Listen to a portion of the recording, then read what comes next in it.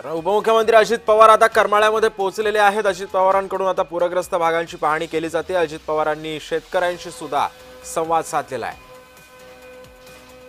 दरम्यान आता उपमुख्यमंत्री अजित पवार सुद्धा आता मराठवाड्याच्या दौऱ्यावरती आहेत। त्यांनी पुण्याचा दौरा कॅन्सल करून आता मराठवाड्याच्या दौऱ्यावरती ते आलेले आहेत। मराठवाड्यामध्ये उद्भवलेल्या पूरस्थितीचा आढावा आता उपमुख्यमंत्री अजित पवारांकडून घेतला जातोय। अनेक अधिकारी सुद्धा त्यांच्या सोबत आहेत। शेतकऱ्यांच्या व्यथा ते जाणून घेत आहेत। सोबतच मदत करण्यासाठीचे आदेश जे आहेत ते सुद्धा आता दिले जात आहेत। अधिकाऱ्यांसोबत सुद्धा आता अजित पवार चर्चा करत आहेत। शेतकऱ्यांसोबत त्यांच्या बांधावर जाऊन अजित पवार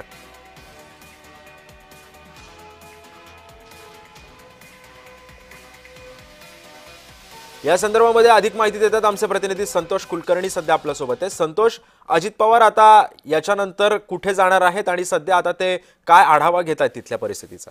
अजित पवार हे सध्या पूरग्रस्त भागाची पाहणी करतात करमाळ्यातील कोर्टे गावामध्ये आणि त्यानंतर ते माढा तालुक्यातील मुंगशी इथे जातील आणि त्यानंतर मोहोळ तालुक्यातील लांबोटी येथील अतिवृष्टी आणि पूरग्रस्त परिस्थितीची पाहणी करणार आहेत। सध्या ते अधिकाऱ्यांकडून कशा प्रकारे कसं नुकसान झालेलं आहे, किती नुकसान झालेलं आहे, कुठल्या पिकांचं नुकसान झालेलं आहे, जनावरं दगावलेले आहेत का, घरांची अवस्था काय, असे इत्थंभूत माहिती ते आपल्या अधिकाऱ्यांकडून घेत आहेत। आणि कोर्टीचा दौरा उरकल्यानंतर ते माढा तालुक्यातील मुंगशीकडे रवाना होतील आणि मुंगशीत सुद्धा ते माहिती घेऊन पुन्हा लांबोटी मोहोळ तालुक्यातील लांबोटी ते रवाना होतील। अशा प्रकारे त्यांचा तो दौरा असून शेतकऱ्यांनी कुठल्याही प्रकारे घाबरून जाऊ नये। सरकार त्यांच्या पाठीशी आहे, हे सरकार शेतकऱ्यांचं आहे आणि शेतकऱ्यांनी घाबरून जाऊ नये।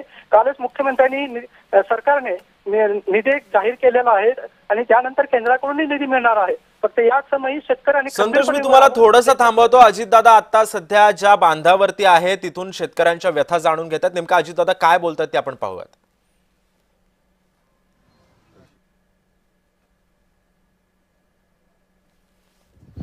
त्याच्या पलीकडे पण कांदाच आहे म्हणतात आणि त्याच्या पलीकडे ऊस तर बरा दिसतोय तिकडं।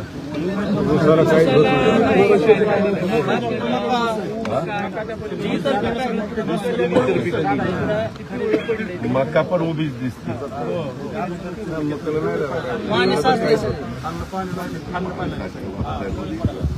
साठलंय मान्य, पण ऊसाला इतकाच नाही। या अगदी नदी काठच्या वगैरे असतील, ओढ्याच्या अगदी जवळच्या असतील तिथं मात्र झोपलेत काय काय ठिकाणी। शेतकऱ्यांकडे येईन संतोष, आता आपण पाहतोय की अजित पवार अनेक अधिकाऱ्यांसोबत तिथे आहेत।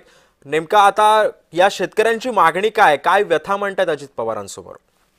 शेतकऱ्यांची प्रमुख मागणी अशी आहे की आम्हाला तात्काळ मदत दिली जावी, कारण आमची घरं, आमची पिकं सर्व हातातोंडाची पिकं वाहून गेलेले आहेत। सध्या आम्ही जगायचं कसं, आमचा उदरनिर्वाह कसा करायचा हे आज सर्वात मोठा आमचा प्रश्न आणि सरकारने आम्हाला तात्काळ मदत करायची त्यांच्या अजितदादांकडे त्यांनी मागणी केलेली आहे। आणि दादांनी त्यांना निश्चिंत केलेलं आहे की प्रत्येक जिल्हाधिकाऱ्याच्या अध्यादेश कार्यालयात त्या जिल्ह्यातल्या निधी वर्ग करण्यात आलेला असून लवकरच तुम्हाला तो निधी मिळून जाईल। तुम्ही कसल्याही प्रकारची काळजी करू नका, राज्य आणि केंद्र सरकार आपल्या पाठीशी आहे, अशा प्रकारचं अजितदादांनी शेतकऱ्यांना आश्वस्त केलेलं आहे। पण संतोष, जर आपण बघितलं असेल तर आता अजित पवार मराठवाड्याच्या दौऱ्यावरती आहेत। त्यांनी आज पुण्याचा दौरा सुद्धा रद्द करून थेट मराठवाड्यावरती आता ते मराठवाड्याकडे त्यांनी कूच केलेली आहे। सध्या मराठवाड्यातील पूरस्थिती नेमकी आता कशी आहे आणि आता पुराचं पाणी ओसरायला सुरुवात झाली आहे का? हो, काही भागातील पुराचं पाणी ओसरायला सुरू झालेलं आहे, पण काही भागात पाऊस होत असल्यामुळे पुन्हा त्या भागात पाण्याचा फ्लो जो आहे तो वाढत चाललेला आहे। मात्र प्रशासन सतर्क असून नागरिकांना कुठल्या प्रकारची त्रास होणार नाही, योग्य ते सोयी सुविधा मिळतील अशी काळजी प्रशासन घेत असून मुख्यमंत्री उपमुख्यमंत्री त्याबाबत ह्या सर्व परिस्थितीवर लक्ष ठेवून असल्यामुळे एक प्रकारचा नागरिकांना आणि ग्रामस्थांना थोडासा दिलासा मिळत आहे। पण संतोष, जर आपण बघितलं असेल तर मराठवाड्यामधला जो काही शेतकऱ्यांनी टाहो फोडलेला आहे तो सबंध महाराष्ट्राने बघितला आणि महाराष्ट्र पूर्णपणे हळहळून गेलाय।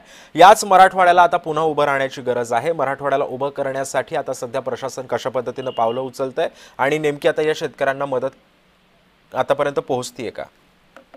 हो, जिल्हाधिकाऱ्यांकडे जो निधी आहे तो वर्ग करण्यात आला असून आजपासून त्याचं वाटपही सुरू होईल। त्या तालुक्यात जिथे जिथे नुकसान झालेलं आहे तिथे होईल आणि जे पुरात अडकलेले आहेत त्यांना सुखरूप प्रशासनाने योग्य स्थळी पोहोचलेलं आहे। त्यांच्या राहण्याची, खाण्याच्या आणि सर्व अगदी औषधापासून सर्व सोयी सुविधा दिल्या गेलेल्या आहेत आणि सरकार पूर्णपणे या परिस्थितीकडे लक्ष देत असून स्वतः मुख्यमंत्री जातीने याकडे लक्ष देत असल्यामुळे शेतकऱ्यांना एक दिलासा मिळतो, नागरिकांना दिलासा मिळत आहे। नक्कीच संतोष, त्यामुळे आता या शेतकऱ्यांना दिलासा मिळतोय। मात्र मराठवाडा आता लवकरच उभा राहील हीच आपण आता आशा बाळगूया. धन्यवाद तुम्ही दिलेल्या अधिक माहितीबद्दल.